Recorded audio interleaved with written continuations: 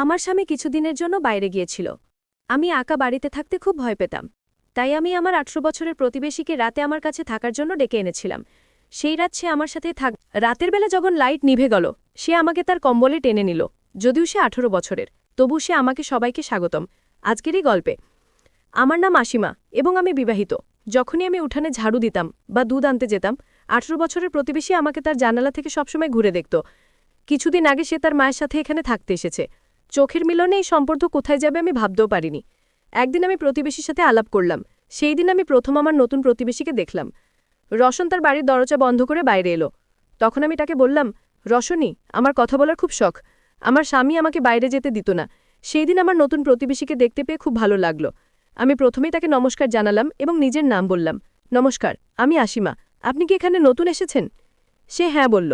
তারপর আমি তার নাম জিজ্ঞাসা করলাম। সেই নারী? তার নাম প্রিয়াঙ্কা বলল। তারপর আমি সেই ছেলেটির সাথে কথা বলার জন্য হাত বাড়ালাম, কিন্তু সে হাত বাড়াতে রাজি ছিল না। সম্ভবত তার মা কাছেই ছিল, তাই তার মা বলল, বিধান, আন্টিকে হায় বলো। মায়ের কথায় সে হাত বাড়ালো এবং তার নাম বলল বিভান। আমি আরও কিছু কথা বলার প্রস্তুতি নিচ্ছিলাম। তখন প্রিয়াঙ্কা বলল, কখনো সময় পেলে কথা বলো, এখন আমাকে বাইরে যেতে হবে। তারপর আমি বিদায় জানিয়ে বাড়ি ফিরে এলাম। পরের দিন সকালে আমি পোহা তৈরি করেছিলাম। আমি ইচ্ছে করে বেশি পোহা বানিয়েছিলাম। আমার স্বামী অফিসে যাওয়ার পর আমি এক টিফিনে পোহা ভরে প্রিয়াঙ্কাজির বাড়িতে গেলাম। আমি কথা বলতে খুব পছন্দ করতাম এবং কলোনির অন্যান্য মহিলারা চাকরি করত, ফলে তাদের সাথে কথা বলা সম্ভব হতো না। সারাদিন আমি বাড়িতে একা থাকতাম, কিন্তু এখন আমার নতুন প্রতিবেশী ছিল। হাতে পোহা নিয়ে প্রিয়াঙ্কাজির বাড়ির ঘণ্টি বাজালাম। আমাকে দেখে কিছুটা অবাক হলেন। আমি বললাম, গুড মর্নিং প্রিয়াঙ্কাজি, আমি আপনার জন্য নাস্তা নিয়ে এসেছি। তিনি আমাকে বাড়িতে আমন্ত্রণ জানালেন। তার বাড়িতে ঢুকেই আমি জিজ্ঞাসা করলাম, বিভান কোথায়? তারপর বললাম, আপনার জন্য আমি পোহা এনেছি। আমার হাতে তৈরি পোহা একবার চেখে দেখুন, আপনাকে অবশ্যই ভালো লাগবে। আর বিভানকে খাওয়াবেন। বাচ্চাদের এই ধরনের চাট খেতে খুব ভালো লাগে। আমি বিভানকে ডাকতে শুরু করলাম, কিন্তু সে বাইরে এলো না। প্রিয়াঙ্কাজি তাকে ডাকল, তখন সে বাইরে এলো। আমি বাচ্চাদের খুব ভালোবাসতাম। বিভান তার মায়ের পাশে বসেছিল। প্রিয়াঙ্কাজি আমার সাথে কথা বলছিলেন, কিন্তু তাকে বেশি কথা বলার অভ্যাস ছিল না। আমি তাকে জিজ্ঞাসা করলাম, এটা কি আপনার ছেলে? আপনি এত কম বয়সী দেখাচ্ছেন, কিন্তু আপনার ১৮ বছরের ছেলে আছে। আমার প্রশ্ন শুনে প্রিয়াঙ্কাজি হেসে পড়ল, হ্যাঁ, আমি দেখতে যেমনই না কেন, সে আমারই ছেলে। প্রিয়াঙ্কাজি দেখতে সুন্দরী ছিলেন, কিন্তু তার জীবনযাপন অনেক উঁচু মানের ছিল। আমি বিভানকে জিজ্ঞাসা করলাম, তুমি কেন প্রতিদিন জানালা দিয়ে আমাকে দেখো? আমার প্রশ্ন শুনে প্রিয়াঙ্কাজি তাকে রাগে সে বলল, আমি আপনাকে কেন দেখব? আমি পাখি ভালোবাসি, তাই আমি গাছের বসে থাকা তোতাকে দেখি। আমি বললাম ঠিক আছে, এবং বাড়ি ফিরে এলাম। দুদিন পর আমি আমার ছাদে পানির ট্যাঙ্ক পরিষ্কার করছিলাম। ছাদ থেকে বিভানের ঘরের দিকে তাকালাম। আমি দেখলাম সে আমাকে ইশারা করছে। ইশারা এসে জিজ্ঞাসা করছিল, আপনার সাহায্য করতে পারি? ট্যাঙ্কটি ভারী হওয়ায় আমি তাকে ইশারা করলাম আসতে। সে হয়তো মায়ের অনুমতি নিতে চাইছিল, তাই আমি তার বাড়ির ঘণ্টি বাজালাম। প্রিয়াঙ্কাজি দরজা খুললেন। আমি বললাম, আমি আমার ট্যাঙ্ক পরিষ্কার করতে চাই, বিভানের সাহায্য প্রয়োজন, তাকে কিছুক্ষণের জন্য পাঠাবেন? তার মুখ দেখে মনে হলো তিনি পাঠাতে চান না, তবু আমার অনুরোধে বললেন, আপনি যান, আমি তাকে পাঠাচ্ছি। আমি ছাদে ফিরে এলাম এবং কিছুক্ষণ পরে বিভানও এলো। আমি বললাম, ট্যাঙ্ক পরিষ্কারে সাহায্য করো। আমি ট্যাঙ্কের দিকে ঘুরতে বিভান আমার শাড়ির আঁচল টানল। তারপর সে অদ্ভুত কিছু শায়রি বলতে লাগলো। আমি বুঝতে পারছিলাম না ১৮ বছরের ছেলেটি এভাবে কেন করছে। আমি বললাম, তুমি কি করছো? যদি কিছু বলতে চাও বলো না, ট্যাঙ্ক পরিষ্কার করতে সাহায্য করো। আমি বললাম, কিন্তু সে শুনছিল না। রাগে আমি বললাম, আমি তোমাকে ট্যাঙ্ক পরিষ্কার করতে ডেকেছি, মজা দেখাতে নয়। সাহায্য করো, বাকি কথা বাদ দাও। বিভান বলল, মা বলেছে কাপড় ভেজাতে নেই, বাকি সব সাহায্য করব। সে খুব বুদ্ধিমান ছিল। আমি পাইপ নিয়ে ট্যাঙ্কে থেকে পানি খালাস করার চেষ্টা করছিলাম, তখন বিভান পাইপ এনে ট্যাঙ্কে ঢুকে মুখ দিয়ে পানি টেনে নিল। এতে ট্যাঙ্কের পানি ধীরে ধীরে বের হতে লাগলো। আমি দেখছিলাম বিভান গম্ভীর মুখে দাঁড়িয়ে আছে, তাই আমি তার সাথে মজা করলাম এবং কিছু পানি তার উপর ছিটালাম। তখন সে পুরো ভিজিয়ে দিল। তারপর সে আমাকে বিদ্রুপ করলো এবং তাড়াতাড়ি মাফ চাইল। তখন আমি পুরো ভিজে গিয়েছিলাম। তার চোখ আমার ভেজা শরীরের ওপর ঘুরছিল। আমি মুখ ফিরিয়ে দাঁড়ালাম। সে আবার আমার শাড়ির আঁচল টানল। আমি তাকাতেই সে ইশারায় বলল, তুমি খুব সুন্দর দেখাচ্ছ। আমরা কয়েকদিন ধরে একে অপরকে চিনতাম, কিন্তু আজ সে আমাকে সুন্দর বলছিল। ট্যাঙ্ক পরিষ্কার করার পর আমি তাকে সাথে নিয়ে নিচে এলাম। আমি তাকে ভিজিয়ে দিয়েছিলাম। তার মা তাকে ভেজা কাপড়ে দেখলে আমাকে দোষ দিত, তাই আমি তার চুল মুছাতে লাগলাম। সে সোফায় বসেছিল আর আমি তার চুল মুছছিলাম। হঠাৎ আমি তার হাতের স্পর্শ আমার নাভিতে অনুভব করলাম এবং তাড়াতাড়ি সরে গেলাম। আমি বললাম, বিভান, তুমি কি করছিলে? বিভান বলল, আমি আপনার হাত ধরতে চাইছিলাম, কিন্তু ভুলে নাভিতে চলে গিয়েছে। সরি, ভুল হয়ে গিয়েছে। আমি ভুল বুঝে তাকে ক্ষমা করে দিলাম। বিভান বলল, আপনি কত ভালো, যদি পুরো দিন আপনার সাথে কাটাতে পারতাম তাহলে কত মজা হতো। আমি তার কথাকে মজা মনে করলাম। স্বামীর আচরণ আমি বুঝতে পারছিলাম না। সেদিন রাতে আমি স্বামী আদিত্যকে সাদাসিধেভাবে বললাম, আদিত্য, তুমি তো কখনো আমার সাথে কথা বলো না, সারাদিন বাড়িতে একা থাকি, খুবই বিরক্ত লাগে, চলো না কয়েকদিনের জন্য কোথাও ঘুরতে যাই। আমার কথা শুনে আদিত্য চেঁচিয়ে উঠল, তোমার তো বাড়িতে বসে থাকা ছাড়া আর কোনো কাজ নেই। সারাদিন বাড়িতে বসে খাওয়া দাওয়া করো আর বলো যে বিরক্ত লাগছে, কিন্তু আমার অনেক কাজ থাকে। তোমার সাথে কথা বলার বা তোমাকে কোথাও নিয়ে যাওয়ার কোনো সময় নেই আমার। তুমি তো পুরোপুরি ফাঁকা। আশেপাশে সব মেয়েরা চাকরি করে, আর তুমি গ্রামের মেয়েদের মতো সারাদিন বাড়িতে বসে থাকো। গ্রামের মেয়েরা তো কেবল কথা বলতেই জানে, আর কিছু না। না জানি আর কত কি বলে। আদিত্য মুখ ঘুরিয়ে শুয়ে পড়ল। তার হঠাৎই আচরণ আমার বুঝে আসলো না, কিন্তু যেভাবে সে আমার সাথে কথা বলল সেটা আমার খুব কষ্ট দিল। সেই দিন রাতে আমি ঘুমাতে পারিনি। পরের দিন আদিত্য অফিসে চলে গেল, আর আমি প্রিয়াঙ্কাজির বাড়ি চলে গেলাম, কারণ আমার মন হালকা করতে হবে।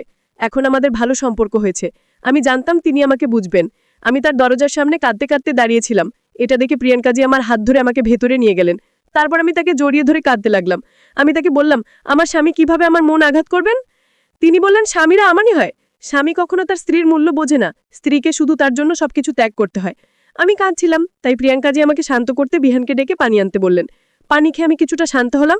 তারপর আমি প্রিয়াঙ্কাজির কাছে তার স্বামীর কথা জানতে চাইলাম। তখন তিনি জানালেন যে কিছু বছর আগে তাদের বিবাহ বিচ্ছেদ হয়েছে। তার স্বামীও কিছু এইভাবেই ছিল, কিন্তু আমি কারো কথা শোনার মতো ছিলাম না। তিনি আমার সাথে কথা বলছিলেন, তখনই তার ফোন বেজে উঠল, আর তিনি ফোন নিয়ে তার শোবার ঘরে চলে গেলেন। তখন বিহান আমার সামনে দাঁড়িয়েছিল। সে আমার কাছে এসে বলল, হ্যালো বন্ধু, আমার বন্ধু আজ এত কাঁদছে কেন? আমার বন্ধুর চোখে অশ্রু ভালো লাগে না।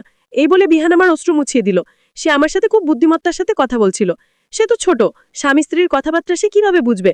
আমি তাকে বললাম, তোমাকে আমি আমাদের স্বামী স্ত্রীর ঝগড়ার কথা কি বলবো? তুমি তো খুব ছোট, তোমার এসব বুঝার ক্ষমতা নেই। তখন সে আমার হাত ধরে বলল, আমাকে ছোট মনে করার ভুল করো না, আমি খুবই বুদ্ধিমান।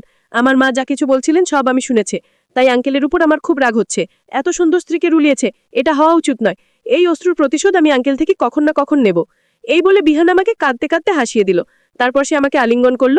কিছুক্ষণ পরে আমি নিজের বাড়ি ফিরে এলাম। সেই সন্ধ্যায় আদিত্যের ফোন এলো। সে আমাকে জানালো যে অফিসের কাছে তাকে 3 দিনের জন্য বাইরে যেতে হবে। এই নতুন শহরে আমাদের এসে 1 বছরও হয়নি। আজ পর্যন্ত আমি আদিত্যের বিনা রাতে একা ছিলাম না। আমি তাকে হ্যাঁ বললো, একা থাকা খুবই ভীতিকারক লাগছিল। রাতের খাবার শেষ করার পরে আমি প্রিয়াঙ্কাজির বাড়ি গিয়ে দরজা নক করতে লাগলাম। প্রিয়াঙ্কাজি দরজা খুললেন। তখন আমি বললাম, আমার স্বামী কয়েকদিনের জন্য অফিসের কাজে বাইরে গেছে, আপনি কি আজ রাতে আমার বাড়িতে থাকতে পারবেন? এতে প্রিয়াঙ্কাজি রাজি হলেন না। তিনি বললেন, আমার শোবার ঘর ছাড়া অন্য কোথাও আমার ঘুম আসে না, আমি সেখানে যেতে পারবো না। কিন্তু তুমি যদি চাও তাহলে আমার সাথে আমার ঘরে থাকতে পারো। তখন আমি আমার বাড়ি লক করে প্রিয়াঙ্কাজির বাড়িতে চলে গেলাম। যখন আমি তার ঘরে গেলাম তখন সেখানে এসি খুব জোরে চলছিল। প্রিয়াঙ্কাজি গত 1 ঘন্টা ধরে তার ঘরে এসি চালু করে রেখেছিলেন। এসির ঠান্ডা হাওয়ায় আমার খুব ঠান্ডা লাগছিল। আমি প্রিয়াঙ্কাজিকে বললাম, এসি চালু থাকায় আমার ঘুম আসছে না, আমি বাইরে গিয়ে ঘুমাই। তারপর আমি হলে চলে গেলাম। কিছুক্ষণ পরে বিহানও হলে এলো। তারপর সে আমাকে তার ঘরে নিয়ে গেল। আমি ভাবলাম যে সে হয়তো আমার সাথে কিছু বলতে চায়, তাই সে আমাকে তার ঘরে নিয়ে গেল।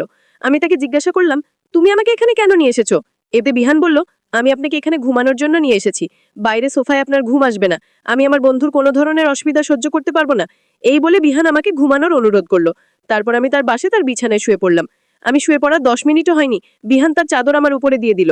সে আমাকে তার চাদরে নিয়ে নিয়েছিল। তারই আচরণ আমার একদম ভালো লাগছিল না। আমি সেই চাদর থেকে বের হওয়ার চেষ্টা করছিলাম, কিন্তু সে আমাকে বের হতে দিচ্ছিল না এবং আমাকে জোরে ধরে রেখেছিল। যখন আমি নিজেকে ছাড়ানোর চেষ্টা করছিলাম তখনই সে আমার শাড়ি খুলে দিয়েছিল এবং চাদরের ভেতর থেকে আমাকে বিরক্ত করতে শুরু করেছিল। আমি চাদর থেকে টেনে বের হওয়ার চেষ্টা করছিলাম, তখনই হঠাৎ প্রিয়াঙ্কাজি সেই ঘরে এসে গেলেন। তার কারণে আমার বিহানের কাছ থেকে রক্ষা পেলাম।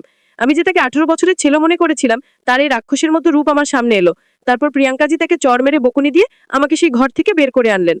পরের দিন থেকে আমি দিভাবে ঠিক করেছিলাম যে আর কখনো প্রিয়াঙ্কাজির বাড়িতে যাব না, কারণ সেই 18 বছরের ছেলেটি আমার সাথে যা করার চেষ্টা করেছিল তাতে আমার মনে ভয় সৃষ্টি হয়েছিল। কাল যদি বিহান আমার সাথে কিছু করত তাহলে আমি সবসময়ের জন্য শেষ হয়ে যেতাম। বিহান কেন আমার সাথে এমন করেছিল তা আমি আমার স্বামীকেও বলতে পারতাম না, কারণ আমি যদি তাকে কিছু বলতাম তাহলে সে আমাকেই দোষ দিত। আদিত্য সবসময় আমাকে বলতো যে আমাকে কারোর সাথে বেশি কথা বলার দরকার নেই, কিন্তু আমি কখনোই তার কথা শুনিনি। কাল আমি তার কথার মানে ভালোভাবে বুঝতে পেরেছিলাম। সন্ধ্যায় আমি ছাদে শুকনো কাপড় নিতে গেলে ভুল করে আমার নজর বিহানের ঘরে পড়ে। আমি দেখলাম সে আমাকে দেখে কান ধরে ক্ষমা চাইছে। সেই ইশারায় বলছিল, দয়া করে আজ অন্তত এখানে এসো। অনেকবার আমি তাকে উপেক্ষা করার চেষ্টা করেছিলাম, কিন্তু একবার ছাদ থেকে নামার সময় আমি তার দিকে তাকালাম, তখন তার চোখে জল ছিল। সে আমার জন্য কেন কাঁদছিল এটা আমার বুঝে আসলো না। সে কি আমার প্রেমে পড়ে গেছে? আমার মনে অনেক প্রশ্ন ঘুরপাক খেতে লাগলো। বিহান হয়তো আমাকে কিছু বলতে চায় বা আমার প্রতি তার প্রেম জেগেছে, সেটা তার আচরণ থেকে বোঝা যাচ্ছিল। তার ভুল আচরণ আমি বুঝতে পারছিলাম। তার এই ভুলের কথা তার মাকে জানানো প্রয়োজন ছিল, যাতে তিনি সময় মতো তাকে বোর্ডিং স্কুলে রেখে তার ভুল অভ্যাস ঠিক করতে পারে। সেই রাতে আমি আবার সাহস করে প্রিয়াঙ্কাজি বাড়ি গেলাম। তারপর আমি তাকে বললাম, আমি একা থাকার অনেক চেষ্টা করেছি, কিন্তু রাতে একা থাকা আমার পক্ষে সম্ভব নয়। সেই রাতে প্রিয়াঙ্কাজির ঘরে আমি তার সাথে কথা বলছিলাম। আমাদের পরিচয় 20 দিন হয়ে গেছে এবং আজ প্রিয়াঙ্কাজি আমার স্বামীর সম্পর্কে জানতে চাইলেন। আপনার স্বামী কি কাজ করেন? তিনি আমাকে জিজ্ঞাসা করলেন। তখন আমি জানালাম আমার স্বামী একজন অফিসার, আর আমি খুব বেশি পড়াশোনা জানি না, তাই আমি অফিসারের পদবিগুলো জানতাম না। প্রিয়াঙ্কাজির সাথে কথা বলতে বলতে বেশ অনেকটা সময় পেরিয়ে গিয়েছিল। এমন সময় ঠান্ডা বাতাসে আমি কাঁপতে লাগলাম এবং বাথরুমে যাওয়ার প্রয়োজন হলো। প্রিয়াঙ্কাজি তখন তার ঘরের বাথরুমে ঢুকলেন আর আমি বাইরে বাথরুমে যেতে চাইলাম। আমি বাথরুমে ঢুকে দরজা বন্ধ করার সময় হঠাৎ বিহান ঢুকে পড়লো। সে এক হাতে আমার মুখ চেপে ধরলো আর অন্য হাতে দরজা নক করলো। তার এই আচরণে আমি আতঙ্কিত হয়ে পড়লাম। বাথরুমে 18 বছরের সেই ছেলে কি আমার সাথে যা করলো তাতে আমি পুরোপুরি কেঁপে উঠেছিলাম। ভয়ে আমি কাঁপছিলাম। সেই দিন আমি তার উদ্দেশ্য বুঝতে পারলাম। আধা ঘন্টা পর প্রিয়াঙ্কাজি বাইরে থেকে দরজায় নক করছিলেন। ভয়ে বিহান দরজা খুলে দিল। প্রিয়াঙ্কাজি দরজা খুলে আমাকে ভেতরে অপ্রত্যাশিত অবস্থায় দেখতে পেলেন। তিনি আমার হাত ধরে আমাকে বাইরে নিয়ে এলেন। যখন বাইরে নিয়ে এলেন, বিভান মাথা নিচু করে দাঁড়িয়েছিল। প্রিয়াঙ্কাজি তাকে চড় মারতে যাচ্ছিলেন, কিন্তু আমি তার হাত ধরে থামালাম। বিভান তখন আমার কাছে এসে কাঁদতে কাঁদতে বলল, আমি মাকে সব বলেছি, আমাকে ক্ষমা করুন। আমি তার কথায় চমকে গিয়েছিলাম। প্রথমে যখন সে আমার মুখ চেপে ধরলো, আমি ভয়ে আচ্ছন্ন ছিলাম, কিন্তু পরে তার চোখে জল দেখে এবং তার কথায় আমি সত্যটা বুঝতে পারলাম। বিভান আমাকে বলেছিল প্রিয়াঙ্কা তাকে বন্দি করে রেখেছে। আমি তখন প্রিয়াঙ্কাকে